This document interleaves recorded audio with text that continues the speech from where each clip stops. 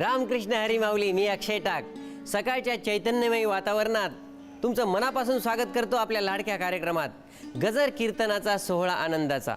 Special partners gopuram कुंकू आणि हळदी पावडर. माऊली, सध्या सगळीकडं किती सुंदर वातावरण आहे. निसर्गसुद्धा नटलेला आहे आणि डोंगरांनी हिरवागार शालू पांघरलेला आहे. कुठंतरी एखादा धबधबा सुंदर गाणे गातोय. रमणीय असं वातावरण आहे माऊली. आणि त्यातच गावागावांमध्ये रस्ते साफ केले जात आहेत, सगळीकडे तोरणं बांधले जात आहेत, मंडपंसुद्धा सजत आहेत, सगळीकडं फुलं आहेत. माऊली, हे सगळं कशामुळे आहे? चैतन्यमय वातावरण एवढं सगळीकडं का आहे? तर आपले गणपती बाप्पा लवकरच येणार माऊली. त्यामुळे सगळ्या गावागावात आणि शहरांमध्ये सुद्धा चैतन्याचं वातावरण आहे. सगळेजण खुश आहेत. मला कधी कधी असा प्रश्न पडतो, गणपती बाप्पा आत्ताच येऊन गेले होते मागच्या वर्षी, लगेचच कसं काय परत आले? माऊली, कळतच नाही. आपण म्हणतो ना पुढच्या वर्षी लवकर या, खरंच गणपती बाप्पा खूप लवकर येतात. आणि हे कशामुळे असेल बरं? कारण आपण सगळे भक्तिभावाने गणपती बाप्पाची वाट बघत असतो, म्हणूनच आपल्याला असं वाटतं माऊली. आणि त्यातच माऊली, आज आहे हरतालिका. तुम्हा सगळ्यांना हरतालिकेच्या खूप खूप खूप शुभेच्छा. माऊली, आपल्याला गणपती बाप्पाचं दर्शन घडतं ते कशामुळं माहिती आहे का?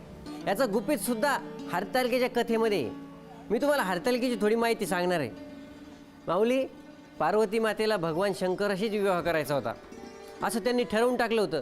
मी अन्य कोणाशीही विवाह करणार नाही, फक्त भगवान शंकराशी विवाह करणार, असा त्यांचा मनसब होता. त्यामुळे त्यांनी भगवान शंकराची घोर तपश्चर्या सुरू केली. त्यासाठी त्यांच्या मैत्रिणींनी त्यांचं हरण केलं होतं आणि त्यांना जंगलात घेऊन गेल्या होत्या आणि तिथं त्यांनी तपश्चर्या केली होती. म्हणून ह्या व्रताचं नाव हरितालिका असं होतं. हरित म्हणजे हरण करणे, आलिका म्हणजे मैत्रीण, त्यामुळे हरतालिका असं नाव पडलं. माऊली, ह्या व्रतामुळे महादेव प्रसन्न झाले. पार्वती मातेच्या घोर तपश्चर्येने आणि उपवासाने महादेव यांना प्रसन्न केलं आणि महादेव म्हणाले की मी तुझा स्वीकार करतो. माऊली, त्यानंतर महादेव आणि पार्वती यांचा विवाह संपन्न झाला. ब्रह्मदेवाने हा विवाह लावून दिला आणि जगाच्या कल्याणाची सुरुवात झाली. जगाचं कल्याण या विवाहामध्ये दडलेलं होतं, कारण की गणपती बाप्पा यांचा जन्म पुढे झाला. माऊली, त्यामुळेच आज आपल्याला श्री गणेश पुराण कथा ऐकायची आहे आणि त्यासाठी जायचं आहे झी टॉकीजच्या सभामंडपामध्ये आणि आपल्याला ही कथा सांगणार आहेत सुश्री रामप्रिया श्रीजी. पुंडलीक वरदा हरी विठ्ठल, श्री ज्ञानदेव तुकाराम, पंढरीनाथ भगवान की जय.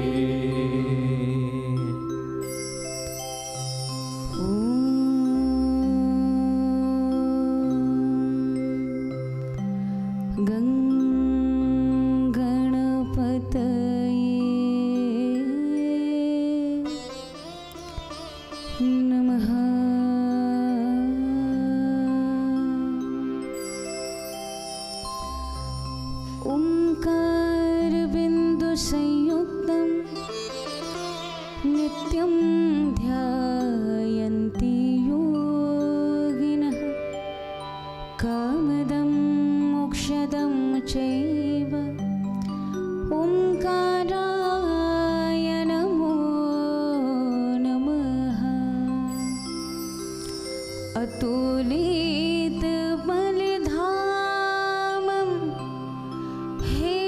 शैलाभदेहं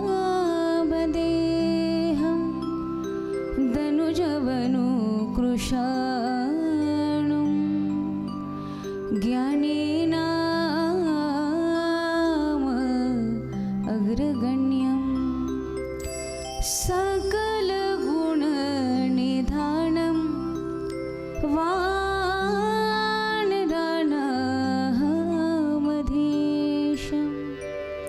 रघुपति प्रिय भक्तं वातजातं नमामि. महायोगपीठे तटे भीमरत्यां, वरं पुण्डरीकाय दातुं मुनीन्द्रे, समागत्य तिष्ठन्तमानन्दकन्दं, परब्रह्मलिङ्गं भजे पाण्डुरङ्गम्.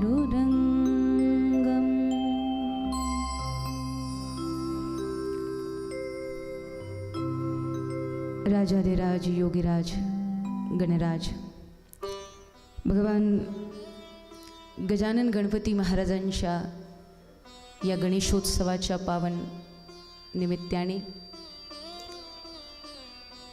शिवजन्मभूमी हिंदू रक्षक छत्रपती शिवाजी महाराजांच्या पायथ्याशी विराजमान होऊन जुन्नर या पवित्र ग्रामी या पवित्र स्थली गणेशोत्सवाच्या निमित्ताने श्री गणेश पुराणाचं गायन श्रवण आणि कीर्तन करण्याचा एक अलभ्य लाभ हा आपणा सर्वांना इथे प्राप्त होतोय.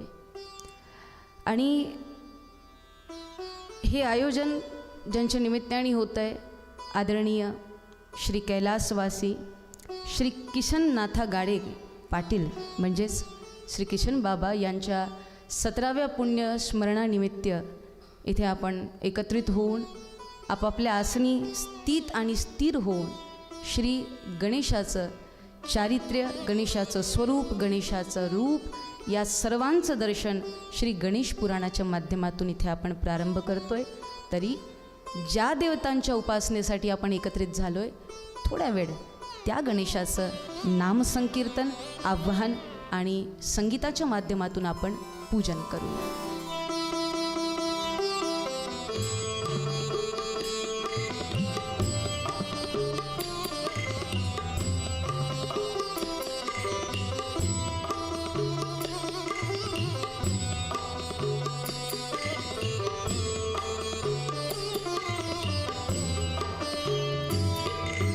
वक्रतुंड महाकाय देव गणपती वक्रतुंड महाकाय देव गणपती वक्रतुंड महाकाय देव गणपती वक्रतुंड महाकाय देव गणपती देवी देवतांचा रे तूच अधिपती देवी देवतांचा रे तूच अधिपती देवी देवतांचा रे तूच अधिपती देवी देवतांचा रे तूच अधिपती वक्रतुंड महाकाय देव गणपती वक्रतुंड महाकाय देव गणपती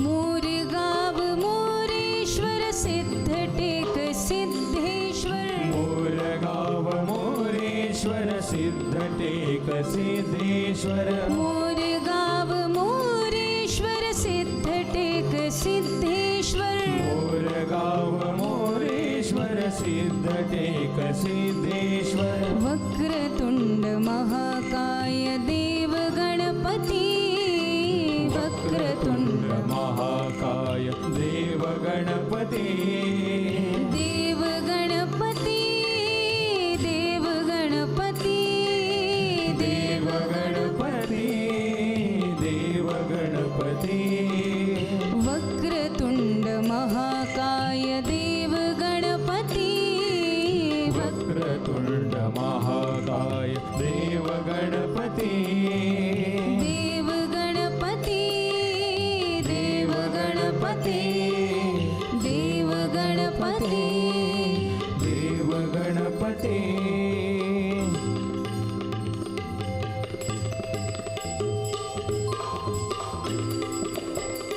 मोरया मोरया मंगलमूर्ती मोरया मोरया मोरया मंगलमूर्ती मोरया मोरया मोरया गणपती बाप्पा मोरया मोरया मोरया गणपती बाप्पा मोरया मोरया मोरया बल्लाळेश्वर मोरया मोरया मोरया बल्लाळेश्वर मोरया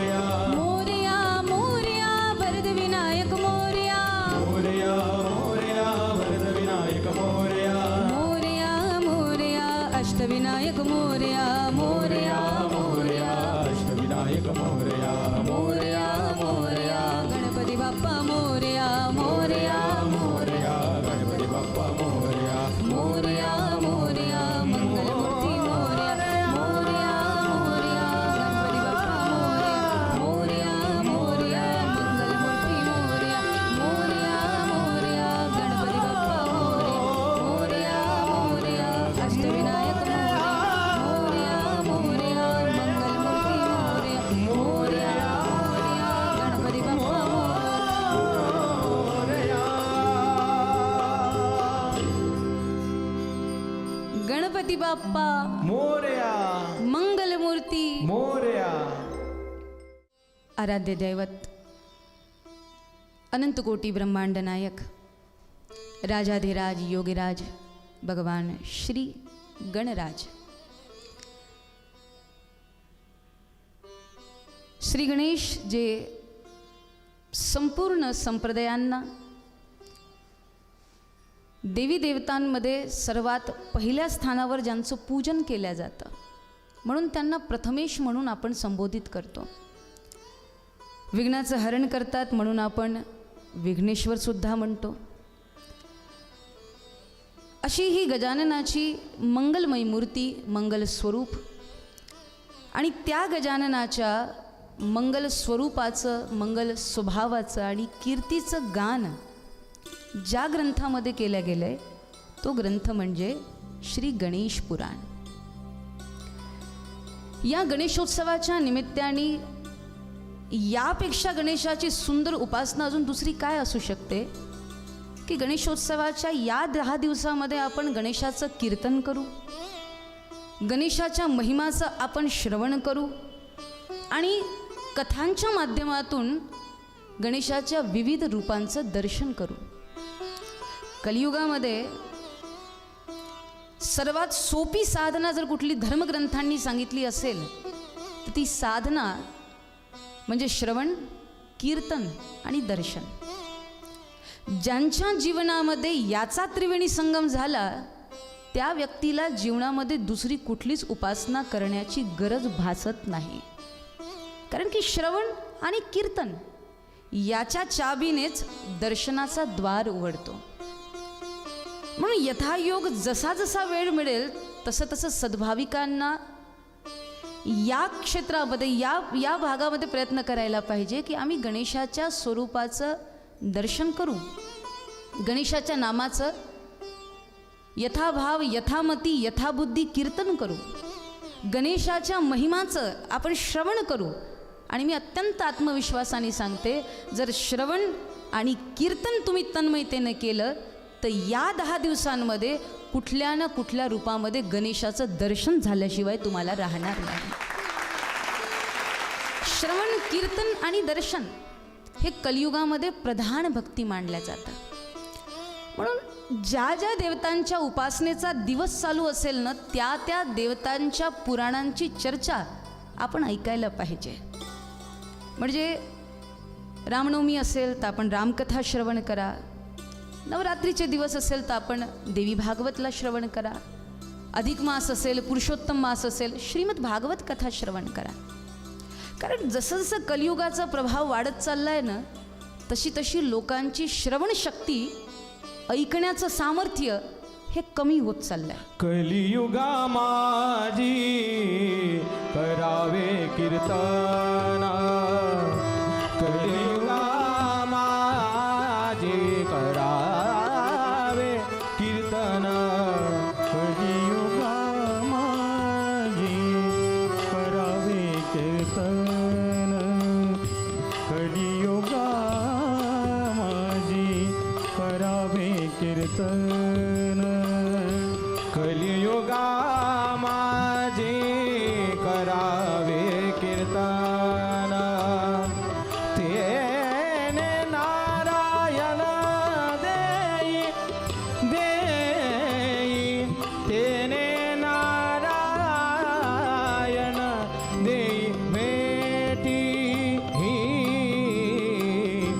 कलियुगा माझी करावे कीर्तन, कलियुगा माझी करावे कीर्तन, कलियुगा माझी करावे कीर्तन. नवदा भक्तीमध्ये सुद्धा जी पहिली भक्ती येते ना ती श्रवण भक्तीच. श्रवणम, कीर्तनम, स्मरणम, पादसेवनम. बाकी सगळी उपासना ही नंतर, सगळ्यात पहिले नंबरवर श्रवण भक्ती असते. आणि श्रवणामध्ये इतकी ताकद आहे ना, इतकं सामर्थ्य आहे. आपण ज्याच्याविषयी ऐकतो त्या व्यक्तीला भेटण्याची उत्कंठता हे मनात जागृत होते ती श्रवणानेच. ज्या व्यक्तीबद्दल आपण कधीच ऐकलं नाही, ज्या व्यक्तींची चर्चा कधीच आपल्या कानावर पडली नाही, त्या व्यक्तीला भेटण्याची उत्सुकता पण आपल्या मनात नसते. मग श्रवण भक्ती हे ईश्वर दर्शनाचं द्वार आहे. ज्या ज्या संतांना देवाचं दर्शन झालं ना, त्यांच्या जीवनचरित्रावर तुम्ही अवलोकन करा तर आपल्या लक्षात येईल की त्यांच्या आध्यात्मिक जीवनाचा श्री गणेश हा सुद्धा श्रवण भक्तीनेच झाला आहे. मा मीराबाईंना श्रीकृष्णाचं पहिलं दर्शन, पहिली भेट कुठे झाली? 5 वर्षाच्या होत्या मा मीराबाई.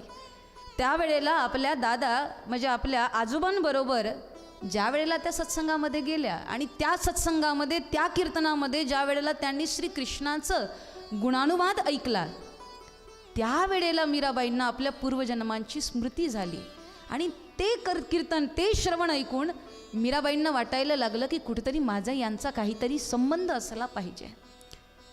आणि त्यानंतर मीराबाईंना श्रीकृष्ण हे आपलेसे वाटायला लागले. म्हणजे मीराबाईंची पहिली भेट श्रीकृष्णासोबत झाली ती पण श्रवणामध्ये, कीर्तन भक्तीमध्ये.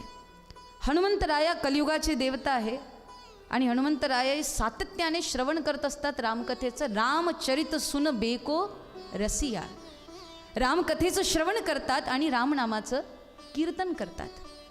जितकेही संत या भूमीमध्ये झालेत प्रत्येकाने श्रवण कीर्तन या गोष्टींवर ज्या वेळेला जोर दिला त्यावेळेला त्यांना त्याच धातूमध्ये, त्याच शरीरामध्ये ईश्वराचं दर्शन झालं. जर याच जीवनामध्ये आपल्याला ईश्वराचा साक्षात्कार करून घ्यायचा असेल, ईश्वराचं दर्शन करून घ्यायचं असेल तर अगदी सोपा आणि सरळ मार्ग ते म्हणजे श्रवण करा आणि भगवंताच्या नामाचं कीर्तन करा.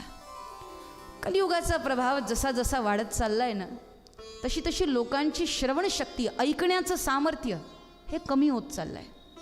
तुम्ही पहा ना, घरात 5 लोक जरी असतील, कोणी एकमेकाचं ऐकायला तयार नसतात.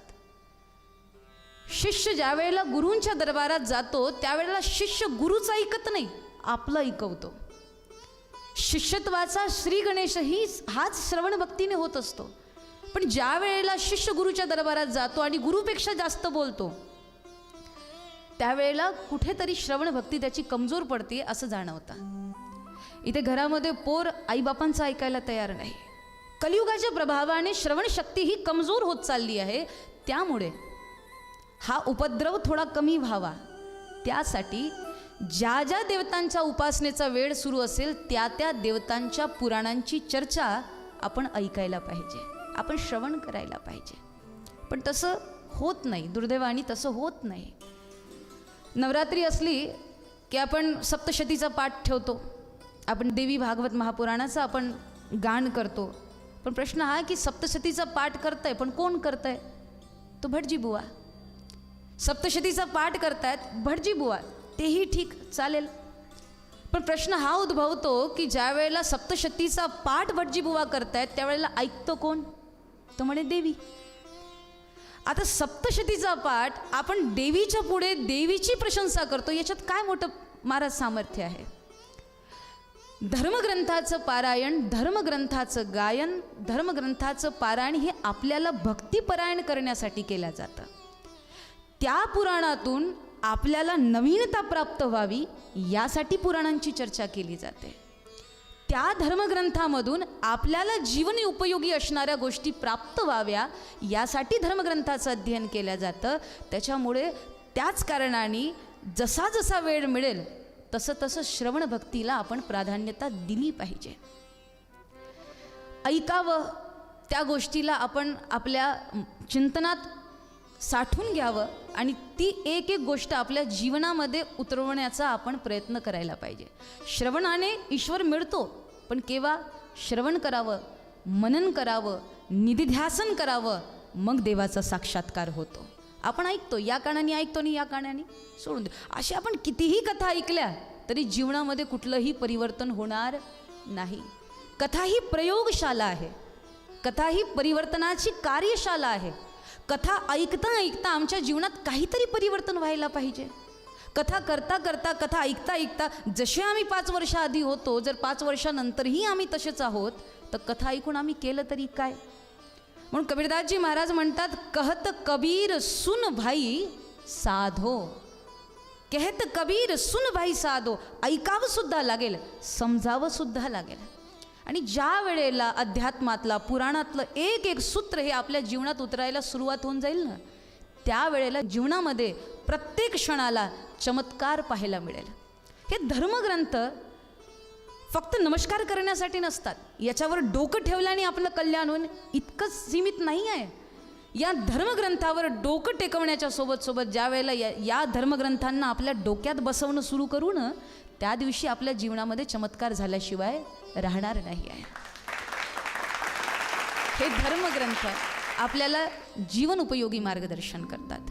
म्हणून त्या त्या देवतांच्या उपासनेच्या वेळी त्या त्या देवतांचं पुराण ऐकावं अशी अपेक्षा महापुरुषांची असते. आणि म्हणूनच या गणेशोत्सवाच्या निमित्ताने येत्या या 10 दिवसांमध्ये आपण गणेशाच्या या चरित्रकथांना श्रवण करणार आहोत. म्हणजेच आपण गणेश पुराणाला श्रवण करणार आहोत.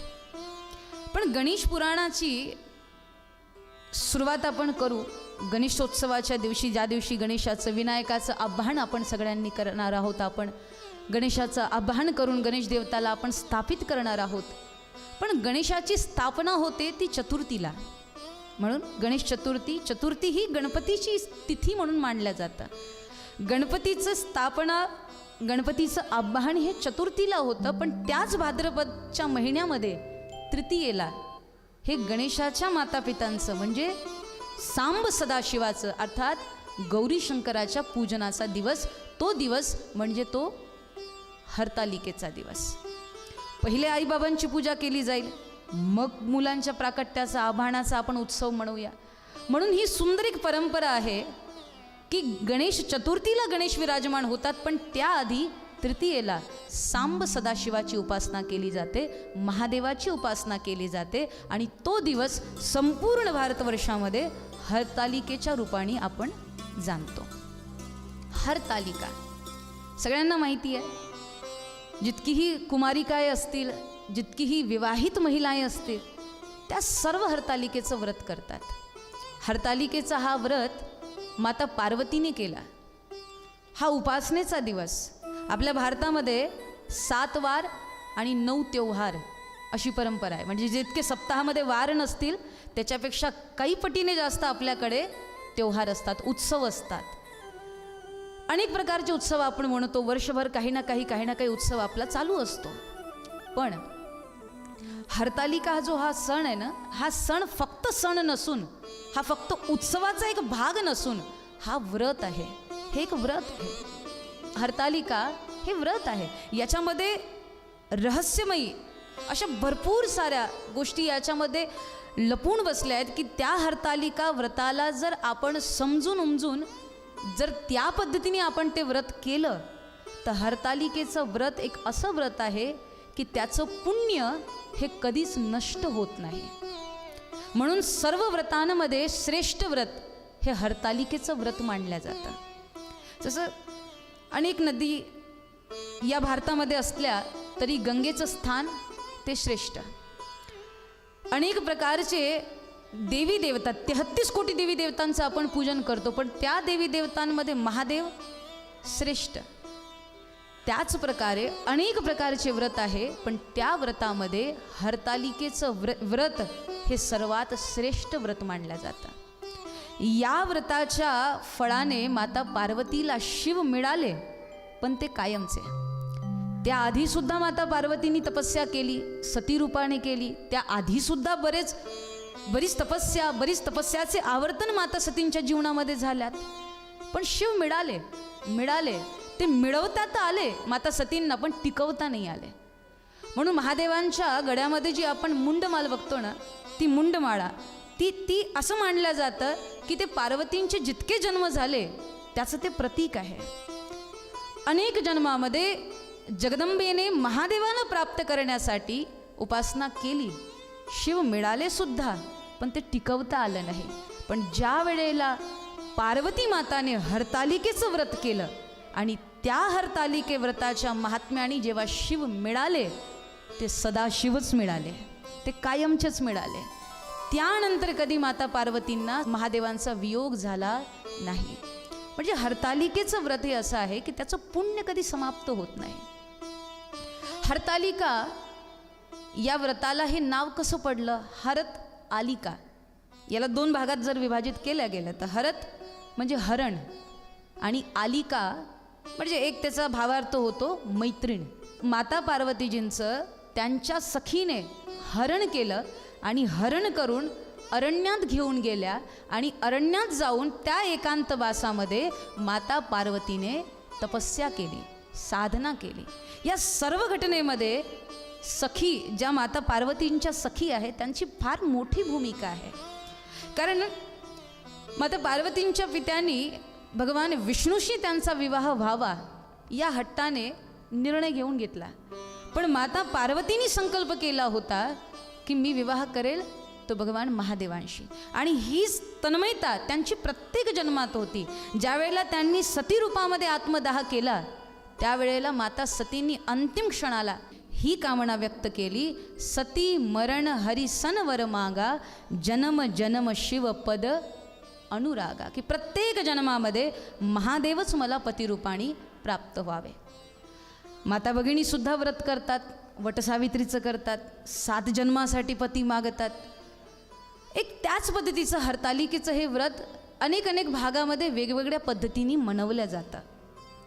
महाराष्ट्रामध्ये याला हरतालिका म्हणून मनवलं जातं, माहेश्वरी समाजमध्ये याला तीज म्हणून मनवलं जातं, अन्य ठिकाणी त्याचं अन्य पद्धतीने वर्णन केलं जातं. तर माता पार्वतीने शिवाला पतिरूपात प्राप्त करण्यासाठी जे व्रत केलं ते व्रत म्हणजे हरतालिकेचं व्रत. या व्रतामध्ये माता पार्वतीने अगदी कुमार अवस्थेमध्ये अरण्यात जाऊन तपस्या केली आणि ती पण फार कठोर.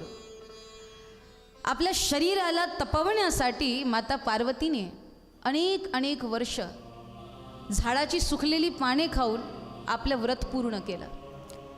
त्यानंतर बरीच वर्ष फक्त पाणी पिऊन त्या व्रत करत राहिल्या, ज्याला निर्जला व्रत पण आपण म्हणतो. त्याच पद्धतीने माता पार्वतीने कधी पद्मासनमध्ये बसून, कधी एका पायावर उभं राहून अनेक प्रकारे आपल्या स्वतःला तपवण्याचा प्रयत्न माता पार्वतीने केला. माता पार्वतीने उपवाससुद्धा केला, पण तो उपवास कसा? तसा नाही जसा आपण करतो एकादशीचा. आपणही उपवास करतो, पण उपवासाच्या दिवशी रोज जितका आपण खात नाही ना, त्याच्यापेक्षा काही पटीने जास्त आपण उपवासाच्या दिवशी खातो. म्हणून कोणीतरी म्हटलं ना की एकादशी करा, पुढचं एकादशी करा आणि दिवसभर चला. दिवसभर माणूस काही ना काही खात असतो. उपवास अन्नाचा तर केलाच जातो, पण उपवास म्हणजे नेमकं काय? आपली भारतीय संस्कृती, भारतीय परंपरा इतकी अद्भुत आहे. आपल्या ऋषीमुनींनी प्रत्येक गोष्टीवर रिसर्च करून ती गोष्ट आपल्याला दिली. मग उपवास म्हणजे नेमकं काय? तर उपवासाच्या दिवशी पोट रिकामं ठेवणं ही त्याची प्रथा आहे. पण उपवासाच्या दिवशी आपण जे रोज नाही खात ते त्याच्यापेक्षा काही पटीने जास्त आपण खाऊन आपण उपवास करतो. काही लोक उपवास यासाठी करतात कारण की त्यांना साबुदाण्याची खिचडी आवडते, ते फार आवडते म्हणून उपवास करतात. पण यामागे विज्ञानसुद्धा आहे आणि ऋषीमुनींचा आदेशसुद्धा आहे. उपवास का करावा? यामध्ये उपाशी राहिल्याने देवाला काही प्राप्त होईल असं काही नसतं, देव प्रसन्न होईल असं काही नसतं. कुठला बाप आपलं लेकरू उपाशी पाहून प्रसन्न होत असेल महाराज? पण उपवास आपण करतो ते ईश्वराच्या प्रसन्नतेसाठी असो अथवा नसो, पण ज्या वेळेला आपण उपवास करतो त्यामध्ये आपलं स्वतःचं शरीर हे स्वस्थ राहतं. कारण ज्या वेळेला आपण उपवास करतो आपलं पोट ज्या वेळेला रिकामं राहतं त्यावेळेला शरीरामधील काही विषाणू जीव, काही विषाणू किटाणू असतील ते दुसऱ्या दिवशी बाहेर पडतात. आपल्याला माहीत आहे ज्या वेळेला आपण आपल्या घराची साफसफाई करतो त्यावेळेला घरातील लोकांना आपण सांगतो काही वेळ घरामध्ये येणं जाणं येरजाड थोडी कमी करा, जेणेकरून सफाई थोडी व्यवस्थित पद्धतीने झाली पाहिजे. तर ज्या वेळेला आपण उपवासी राहतो, उपवास करतो, पोट रिकामं ठेवतो त्यावेळेला आपल्या शरीराची आतून सफाई व्हायला, स्वच्छता व्हायला सुरुवात होते. त्याच्यामुळे उपवास करावा. निर्जला व्रत उपवास होतो. एकादशीच्या दिवशी फलाहार करून आपण उपवास केला पाहिजे. पण आपला उपवास एकादशीच्या दिवशी फलाहारचा जरी असला तरी आपण फक्त फलाहार करत नाही, फूल आहार करतो महाराज. भरपेट आपण खातो. उपवासाचं तात्पर्य काय? उपवास. उपवास म्हणजे उप म्हणजे जवळ आणि वास म्हणजे निवास. म्हणजे उपवासाच्या दिवशी देवाच्या जवळ तुम्ही वास करा. उपवासाच्या दिवशी देवाचं जास्तीत जास्त चिंतन करा. उपवासाच्या दिवशी जास्तीत जास्त तुम्ही कीर्तन करा, तुम्ही भजन करा, तुम्ही दर्शन करा, तुम्ही पाठ करा, तुम्ही मौन राहा. ज्या ज्या पद्धतीने होत असेल ईश्वराच्या जवळ राहण्याचा प्रयत्न म्हणजे उपवास.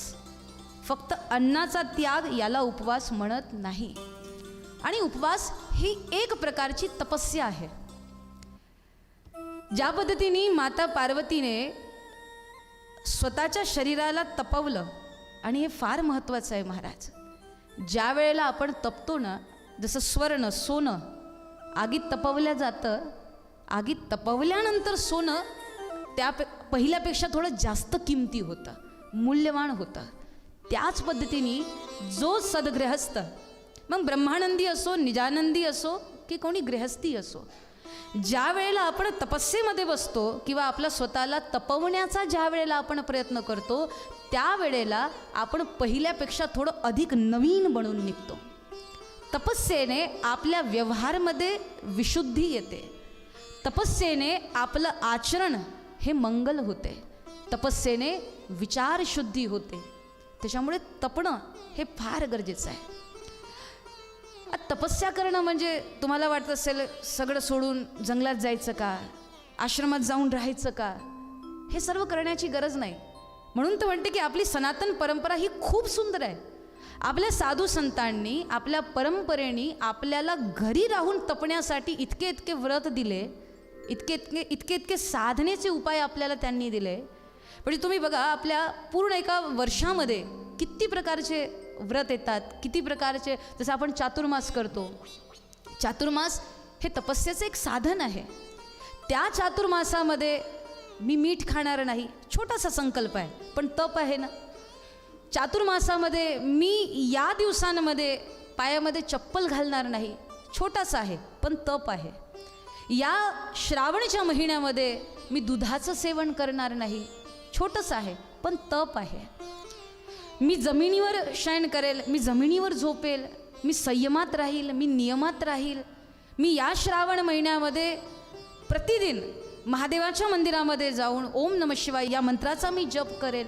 हे छोटे छोटे संकल्प, पण ज्या वेळेला आपण संयम आणि नियमाने राहायला सुरुवात करतो त्यालाच तप म्हटलं जातं. कारण की माणसाचं माणसावर नियंत्रण नाही आहे महाराज. आपण केव्हा काहीही खातो, केव्हाही कुठेही चालले जातो, काहीही बोलतो, काहीही ऐकतो. तर ज्या वेळेला आपल्या जीवनामध्ये संयम नसतो, ज्या वेळेला आपल्या जीवनामध्ये नियम नसतो, त्यावेळी तो व्यक्ती, आता स्वाभाविक गोष्ट आहे की ज्या गाडीमध्ये लाईट पण नसेल आणि ज्या गाडीमध्ये ब्रेक पण नसेल तर दुर्घटना होण्याची संभावना जास्त आहे. तर संयम आणि नियम हे लाईट आणि ब्रेकचं काम करतं आपल्या जीवनामध्ये. संयम आणि नियम याच्यामध्ये अंतर काय? शब्द ऐकायला एकसारखे वाटतात ना, पण संयम म्हणजे काय? हे नाही करायचं तर नाहीच करायचं. कोणी कितीही आग्रह केला, कोणी कितीही आग्रह केला तरी नाही, माझा संकल्प आहे ना, मी नाही करणार, मी नाही खाणार, मी नाही बोलणार, मी नाही जाणार. तर जी गोष्ट करायची नाही यासाठी जो दृढ होतो त्याला म्हणतात संयम. आणि नियम म्हणजे काय? हे करायचं. काहीही झालं तरी एक माळ जपायची, काहीही झालं तरी एकादशीचा व्रत करायचा, काहीही झालं तरी सत्संगाला जायचं. म्हणजे जो दृढ संकल्पनेने करायचं म्हणून आपण ठरवतो त्याला म्हणतात नियम. आणि जे नाही करायचं त्यासाठी आपण संकल्पबद्ध होतो त्याला म्हणतात संयम. तपतीर्थदान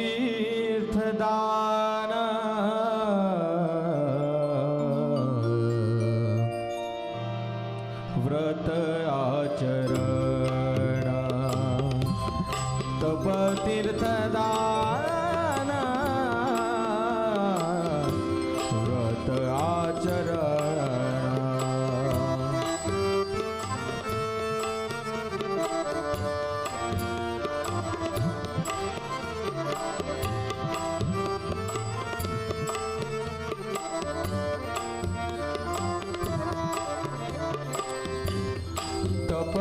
तपतीर्थ तपतीर्थ तपतीर्थ दान तपतीर्थ दान व्रत आचरण व्रत आचरण व्रत आचरण तपतीर्थ दान व्रत आचरण तपतीर्थ दान व्रत आचरण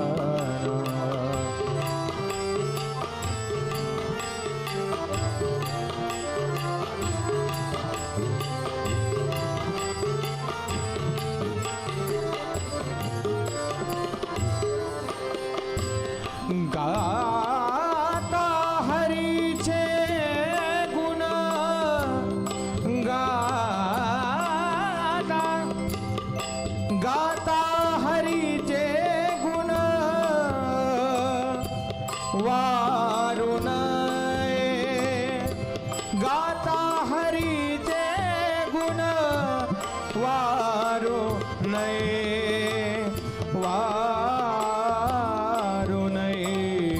कोटी कुडे त्याची वाढती पाहती कोटी कुडे त्याची वाढती पाहती कोटी कुडे त्याची वाढती पाहती. तपल्याशिवाय गत्यंतर नाही, तपल्याशिवाय जीवनाची सार्थकता नाही. म्हणून आपण पहा धर्मग्रंथांमध्ये भगवान विष्णूला सुद्धा तपस्या करावी लागली. ब्रह्मदेवाला सुद्धा सृष्टीचं निर्माण कार्य प्रारंभ करण्याच्या आधी गणेश पुराणामध्ये वर्णन येतं, महाराज ब्रह्मदेवानी सुद्धा तपस्या केली. त्रिदेवतांचं ज्या वेळेला ओंकारामधून प्राकट्य झालं त्यावेळेला तिन्ही देवतांना आपलं मूलाधार शोधण्यासाठी तपस्या करावी लागली. देवराजेंद्र असो अथवा भक्त प्रल्हाद असो, ध्रुव असो, प्रत्येकाने आपल्याला तपवलंय. घर संसारामध्ये राहून सुद्धा ज्या ज्या पद्धतीने होत असेल ना, थोडं थोडं तपण्याचा प्रयत्न आपण करायला पाहिजे. श्रावण महिन्यामध्ये एखादा संकल्प आपण घेऊन घ्या, चातुर्मासामध्ये एखादा नियम आपण आपल्या जीवनामध्ये धारण करा आणि त्या पद्धतीने त्या अनुषंगाने आपलं जीवन जगण्याचा भले 1 महिना श्रावण महिना प्रयत्न करा किंवा चातुर्मासामध्ये प्रयत्न करा किंवा नवरात्रीचे 9 दिवस येतात त्यामध्ये थोडं संयम नियमाने राहायला सुरुवात करा. गणेशोत्सवाचा दिवस आता जवळ येतोय, गणेशोत्सवाला आपण प्रारंभ करतोय, त्या गणेशोत्सवाच्या निमित्ताने एखादा संकल्प धारण करा आणि संयम आणि नियम स्वतःवर नियंत्रण करून थोडं तपण्याचा प्रयत्न करा. एक सांगू, ज्या व्यक्तीला स्वतःवर नियंत्रण करता येत नाही ना, त्यांच्या नियंत्रणामध्ये कोणीच राहत नाही, त्यांची स्वतःची मुलंसुद्धा राहत नाही. मग लोक प्रत्येकदा काही ना काही उणीव करतात किंवा म्हणतात की माझा मुलगा माझी गोष्ट ऐकत नाही, माझी पत्नी माझं ऐकत नाही, माझे संबंधी लोक माझं ऐकत नाही, कोणीच माझं ऐकत नाही. त्याच व्यक्तीचं ऐकलं जातं जो व्यक्ती स्वतःच्या मनावर किंवा स्वतःच्या जीवनावर ज्याचं नियंत्रण असतं, जो स्वतःला स्वतः नियंत्रित करू शकतो, त्याच्या नियंत्रणामध्ये पूर्ण समाज राहत असतो. म्हणून साधू संतांच्या जीवनामध्ये ही गोष्ट आपल्याला पाहायला मिळते की साधू संतांनी जर एखादा आदेश केला तर पूर्ण समाज त्या आदेशाचं पालन करायचा. का? कारण की संतांचं स्वतःच्या जीवनावर स्वतःच्या मनावर नियंत्रण होतं आणि ते नियंत्रण सार्थक होतं ते तपस्येने. म्हणून तपणं हे फार गरजेचं आहे. आपल्या ऋषीमुनींनी आपल्याला एक सुंदर धारणा दिली, ज्या पद्धतीने आपण जसं श्रावण महिन्यामध्ये आपण संकल्प करून, व्रत करून, तप करून आपण आपल्याला तपवू शकतो. नवरात्रीच्या 9 दिवसामध्ये आपण तपस्या करू शकतो. आपण गणेशोत्सवाच्या निमित्ताने स्वतःला तपवू शकतो. तप म्हणजे काय? त्याग. त्याग म्हणजे तप. एखाद्या गोष्टीचा त्याग, एखाद्या वस्तूचा त्याग, एखाद्या विचाराचा त्याग, एखाद्या वाईट सवयीचा त्याग म्हणजे तप. तर जर त्या पद्धतीने आपण तपायला सुरुवात केली आणि एक सुंदर उपाय आपल्या साधू संतांनी दिला, तो म्हणजे असा की नवरात्र तर वर्षातून एकदा येतं, गणेशोत्सव तर वर्षातून एकदा येतो, चातुर्मास वर्षातून एकदा येतो, पण एकादशी ही प्रत्येक 15 दिवसानंतर एकदा येते. संपूर्ण वर्षामध्ये 24 एकादशी येतात ना. मोक्षदा एकादशी, आणखी कामदा एकादशी, देव उठणी एकादशी, देवशयनी एकादशी, उत्पन्ना एकादशी, अशा प्रकारे 24 एकादशी येतात. आणि किती सुंदर व्यवस्था साधू संतांनी आपल्यासाठी करून ठेवली की प्रत्येक 15 दिवसानंतर स्वतःला तपवण्याचा, स्वतःला साधनेत लावायचा एक सुंदर मार्ग साधू संतांनी एकादशीच्या माध्यमातून आपल्याला दिला आहे.